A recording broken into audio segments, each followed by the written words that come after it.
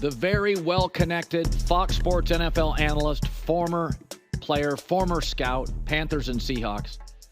Catch Bucky Brooks on Speak today at 5 Eastern on FS1. So we're going to dig deep on some of this stuff. So here's a prime example where I didn't know this until 5 minutes ago with you, is that I said a former NFL quarterback, pretty good player, really good player, came to me about 2 months ago. And he said, don't be surprised if J.J. McCarthy and Bo Nix, because of their coach, aren't really good really quickly.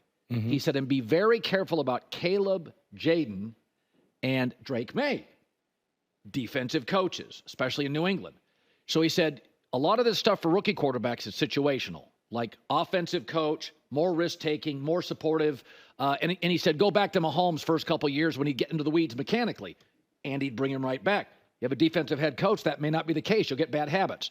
So I want to start with Drake Maye, because my thing is, I don't care who gets drafted there. This is an uphill climb. And then you told me something during the break, which I didn't know, which is why we should be patient with Drake Maye. Yeah, so anyone who dug into Drake Maye's background, you have to understand. Like Drake Maye, I went to North Carolina. His father was in North Carolina before I went there. So he comes from a family of ballers. But where he went to high school in Charlotte, like, is full of, like, former ballers' kids and those things. But he didn't get a chance to play his final season because of COVID. He then goes to North Carolina. He's playing behind Sam Howell. So he went 2 years not playing. Yeah, without playing. So then he played, had a great redshirt freshman year, sophomore year. Then he played his final season. But those 2 seasons, so of the last 4 seasons, he's only played 2 of them. He only logged 26 starts during his time. And so to have crazy expectations for a player who hasn't played a lot, look, is not doing them justice. And also, if you're the Patriots, you have to understand that. That's why you haven't heard them talk about the rush to put him on the field. They talked about Jacoby Brissett being able to go and play and those things. But also know this, Elliott Wolf, who is the son of Ron Wolf, and they all spent a lot of time in the Packers organization. We're sitting here now talking about Jordan Love and their developmental model. Their developmental model is much like old school. Quarterback sits, he waits, he learns, he waits, he learns, and then when he gets an opportunity, he's ready for that opportunity. So be patient with Drake Maye. It may be a minute before we really see him on the field playing. What are realistic expectations? You watch probably every Caleb Williams start. Now, he goes from a highly creative offensive coach, kind of a risk taker, to a defensive coach on the hot seat in a big media market with an offensive line that's not as bad as advertised, but it may be ascending, but it's a work in progress. What's realistic? Numbers, wins, how do you view him? Well, I think the Bears have an opportunity to close the gap on the competition. But I'm going to say this. That division is tougher than anyone anticipated. Detroit is legit, the Packers are good, and Minnesota is going to be feisty because you talked about Kevin O'Connell and what he can do. The Bears have a team that on paper already should be in that 8-10 model based on how the defense finished, the weapons that they added on offense, Roma Dunze, Keenan Allen, you have DJ Moore coming back. So there's firepower there. The thing that you need from Caleb is, hey, man, I don't need spectacular Caleb. I just need you to distribute the ball. Let the playmakers do the work. If he plays within himself and plays kind of like Heisman Caleb, look, his numbers should be solid. I wouldn't say 4,000 yards, but I would think anywhere from 3,000 to 3,500 yards, maybe 20 to 25 touchdowns. That'd be a solid rookie season for Caleb Williams. But I don't expect him to be an aerial circus that puts all of it on his shoulders. I expect them still to lean towards the defense. You talked about Eberflus. They're going to score points, but I still think they're going to try and play complementary football to allow the defense to kind of set the table for the offense. When you were breaking down his game in college, a lot of high leverage games, is there anything that worries you about Caleb? I would say look, gunslingers are funny because you need to let them go to the line. That's right. But then you need to be able to bring them back. And so what makes him great is his ability to create outside of the structure of the offense. He's terrific in that. But can he play within the confines of the offense? It's one thing to be running around and all over the place making plays. It's another thing to play it as scripted. Because in the National Football League, the best guys can play on the script and give you a little off the script. He doesn't need to venture off the script just to make plays because he's comfortable. Can he be patient and disciplined enough to take what the defense is giving him And then in those high pressure moments, then venture outside the pocket to make the special plays happen. So, my friend John Middlecoff and I were talking about this, is that Tua's contract is interesting. I am not a huge Dak fan. I love his EQ, his IQ, his adult.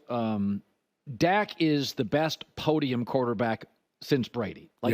Eli was good at this. Talk didn't say much. Jeter's all time at that in New York. But I think there's some limitations throwing the ball. Tua throws a pretty ball, but this league is defined by December, January, and February games. And I look at that contract, forget the injuries, and I'm like, the AFC's best teams are all north. If you look at Tua's numbers, under just 50 degrees, not under 30, under 50, it's close to not being backup stuff. So I look at that number and I think, is that a number, the ghost of Dan Marino? Hey, we'll be viable, we'll win games, we'll be exciting, but that's a lot of money for somebody that I don't see in January going to Cincinnati, Kansas City, Baltimore, Buffalo. I mean, what did you make of that contract? Well, look, it's the going rate. I knew when Trevor Lawrence got $55 million that Tua and everyone else was going to come in at that number, because that's the going rate for the young, emerging quarterback. For Tua Tagovailoa, it was important for the Dolphins to get him done, because everything that they've done is really build this offense around Tua and the strengths of his game. He is a guy that kind of is the blackjack dealer that deals at the casino. Quick, ball comes out, gets into a cast of playmakers that are fast, and they make it happen. When you talk about the inclement weather and the road to the championship, having to go through those cold weather cities, well, now that they know that, it's really important for Miami. They need to get out the fast starts. They need to chalk up wins. No question. And see if they can get home field advantage. They are a team that needs to play like the Indianapolis Colts played when Peyton Manning was there. In the dome, you want home games. You don't want to go on the road. It's really important that Mike McDaniel figures out a way to get this team off the fast starts, so in the postseason, they're playing in South Florida. Because that's where it comes to. Tyreek Hill, talked to him a week ago, and he talked about, hey, man, we can't go to these cold weather things in the playoffs. We have to learn from that.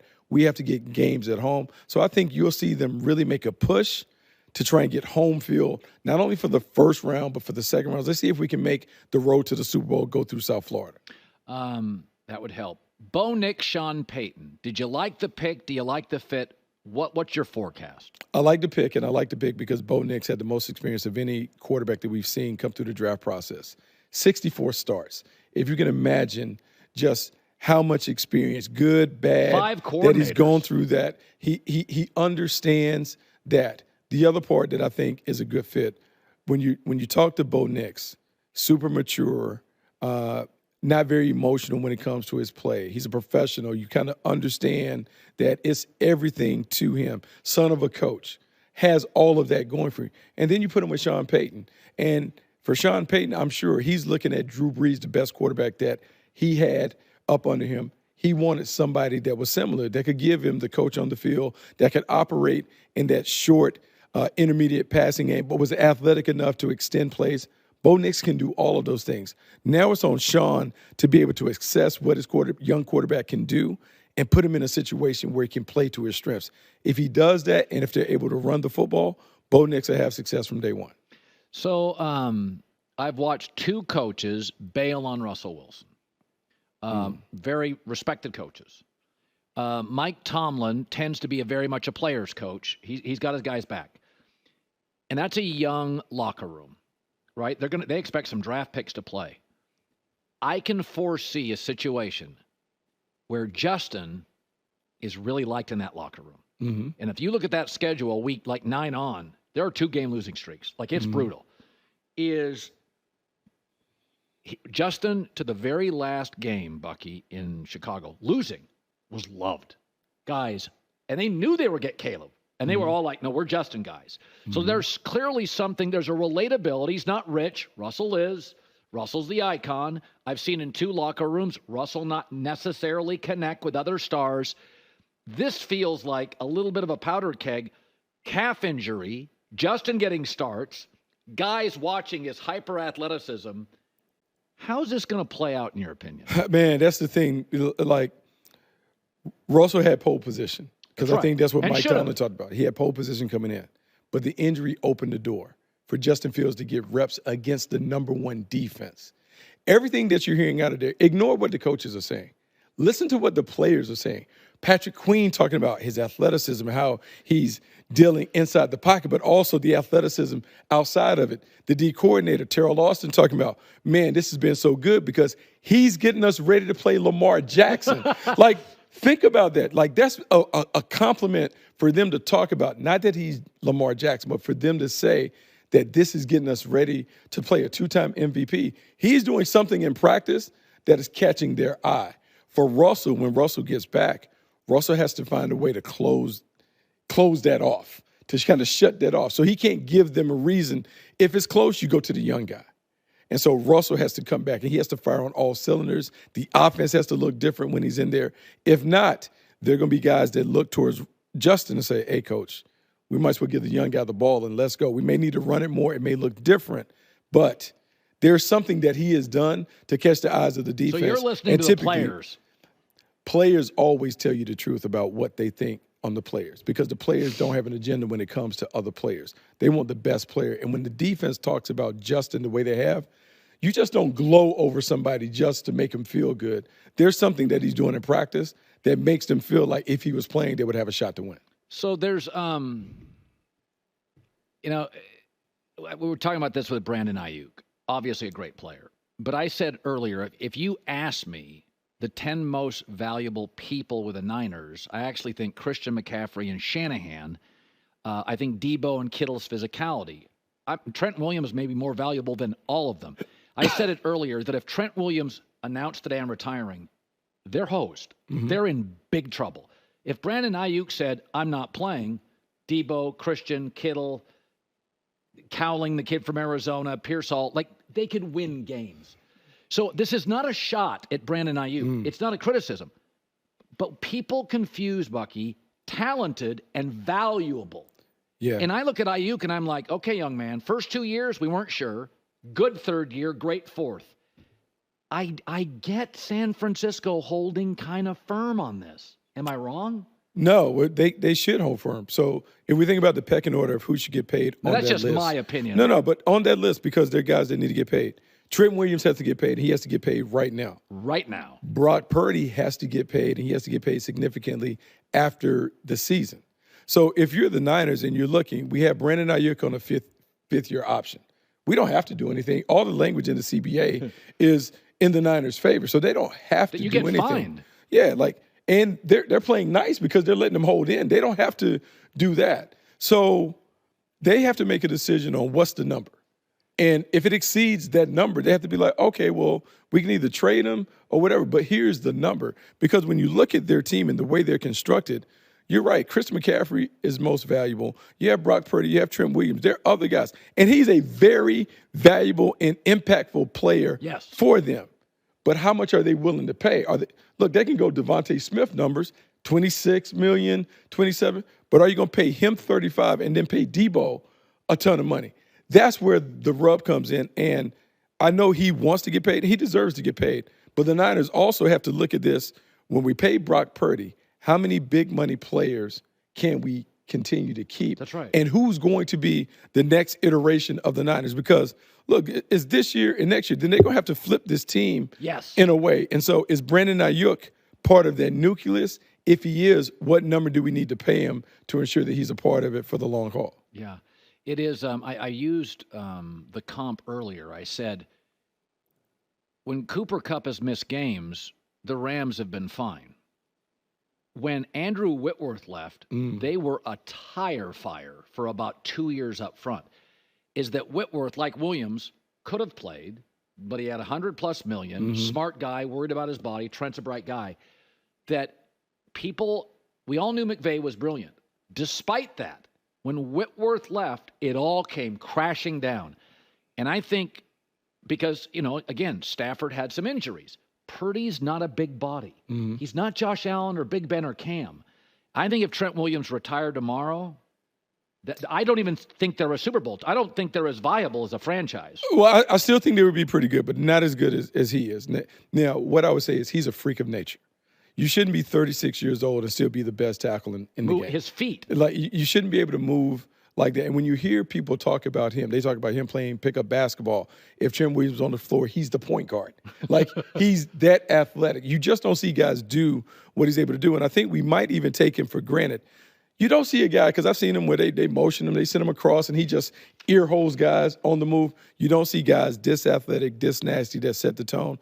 Kyle Shanahan and John Lynch certainly understand what they have in him. He's the priority. You need to get him done first, then you go address the wide receiver. But Trent Williams has to have his contract adjusted because the way that they paid other guys, including Tristan Wirfs, who's a great player. But this dude is O-tackle number one. He is the one that everyone is looking for in the draft. So I'm not a conspiracy theorist in a world where they're everywhere. But you're not? I'm not. Okay. No, I'm kind of a wet blanket to conspiracy theorists. But I'll throw one out there. So Jerry Jones has trophies, 3. And he loves Dak. But the numbers don't lie. Is that when Dak came to the Cowboys, they had the best offensive line for about a 5 to 6 year period. Zeke was the best back, arguably, in the league. Mm-hmm. He had an offensive coach, mentor, in Jason Garrett. And he didn't make any money, made Jerry a lot of money, but the sense was, I think Dak was a bit overvalued because I thought the team carried him more than they carried him. And then as they had to move off an Amari Cooper, the O-line aged, Dak had to throw more, Zeke aged. The numbers, the data became pretty clear that if you ask Dak to throw 40 or more, that's not the recipe. He's not Lamar, Josh. He's not that. And so in this offseason, they are so CD Lamb reliant. They now have the worst running back room in the league, below average tight end room, and you cross your fingers on CD. And my take is Jerry, my conspiracy theory is Jerry's like, listen, I've got 3 rings. Dak makes me relevant. But I want this team, for both McCarthy and Dak, my next move is my last big one. I want to see you two without a great O-line, without a number 2, without a run game. It gives Jerry negotiating leverage and power. If Dak, interceptions, he's not rooting against Dak. He's rooting for him.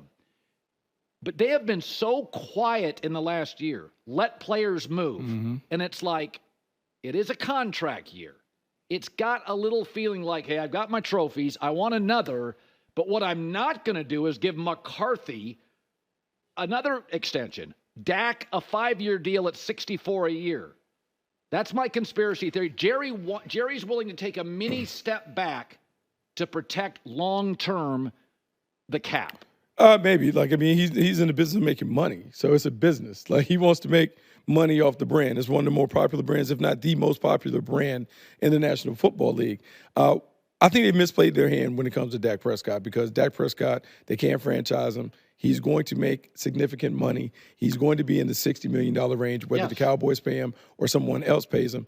But the Cowboys are kind of boxed in because it's not only paying him, is you got to pay CeeDee Lamb, top of the market money. Yep. You got to pay Michael Parsons, top of the market money. And then potentially you're talking about Dak Prescott. So 3 guys commanding top of the market money really impacts your ability to build a team around Dak Prescott. So maybe this is another prove-it-year situation, but I feel like they've done that 3 or 4 times with Dak Prescott. And every time, Dak Prescott has come out on the other side of it looking good.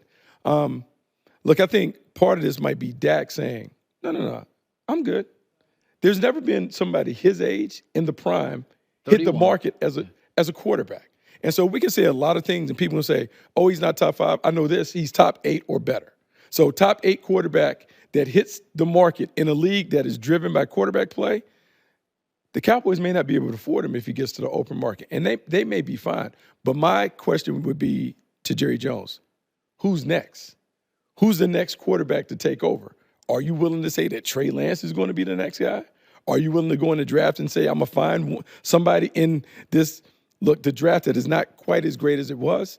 The Cowboys should go to Dak and get this done. They may not, but I don't know. I think Jerry wants to see what it looks like, but I think Jerry is playing himself, and Dak is going to be that ends up with the bag laughing. Well, he's done that before. Every time. He's played it very well. He's played it every time, and he knows there are going to be a handful of teams with a market. So let's just say, I've heard you talk about it. The Raiders, the Seahawks, the Giants.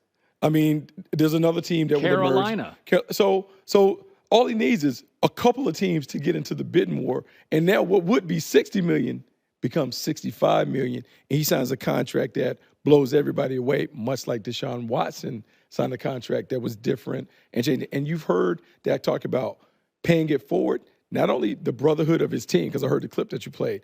He talked about setting it up for the next man. That next man may not be the next man in Dallas. It may be who's the next quarterback to get paid. My job is to raise the market for that person. Yeah, I think Dak ensures a lack of chaos.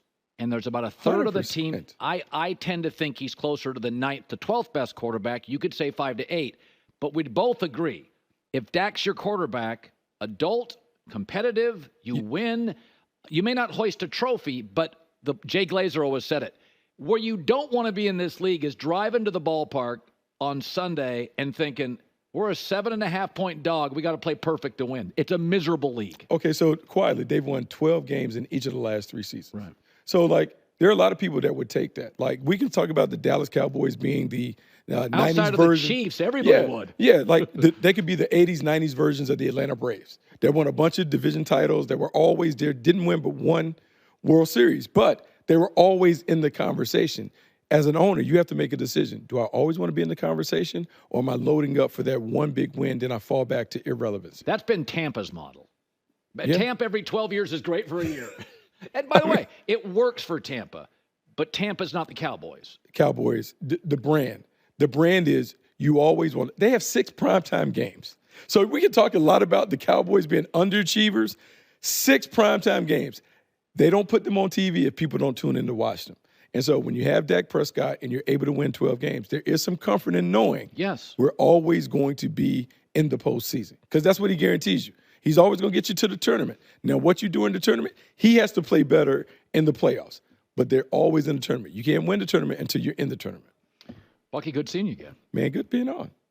Hi, everybody. It's me, Uncle Colin. Subscribe here to get the latest from the herd, including exclusive behind-the-scenes videos and more, wherever you may be, however you may be watching. Thanks again for making us part of your day.